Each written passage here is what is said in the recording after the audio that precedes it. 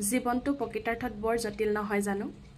এই জটিল জীৱনত সহজভাৱে জীয়াই থাকিবলৈ মই নিজৰ লগতে ৰাতিপুৱা শুই উঠি কেইটামান কথা পাতোঁ। তাৰে প্ৰথমটো হৈছে, যি ঠাইত মোৰ মূল্য নাই, যি ঠাইত মোৰ কোনো সন্মান নাই, সেই ঠাইত মই কেতিয়াও নৰওঁ আৰু পৰাপক্ষত সেই ঠাই মই জীৱনৰ কাৰণে ত্যাগ কৰিম। 2 নম্বৰটো হৈছে, কাৰো লগত মই কেতিয়াও নিজকে তুলনা নকৰোঁ। এই গোটেই বিশ্ব ব্ৰহ্মাণ্ডত কেৱল মাত্ৰ এগৰাকী ময়ে আছোঁ আৰু যাৰ বিষয়ে মই আটাইতকৈ ভালকৈ জানো। গতিকে কাৰো লগতে মই মোক নিজকে তুলনা নকৰোঁ। 3 নম্বৰতে, কাৰোবাৰ বন্ধুত্ব পাবলৈ, কাৰোবাৰ ভালপোৱা পাবলৈ মই নিজকে সলাই নেপেলাওঁ। কাৰণ মই যি, সেয়ে মই জানো মই সত্যত আছোঁ। 4 নম্বৰতে, সদায় এটা ডাঙৰ সপোন দেখিবলৈ চেষ্টা কৰোঁ। এই ধৰক কেতিয়াবা জোনবাইলৈ যাম, তেতিয়াহে আকাশত উৰিব পৰা সামৰ্থ্যকণ হ'বগৈ।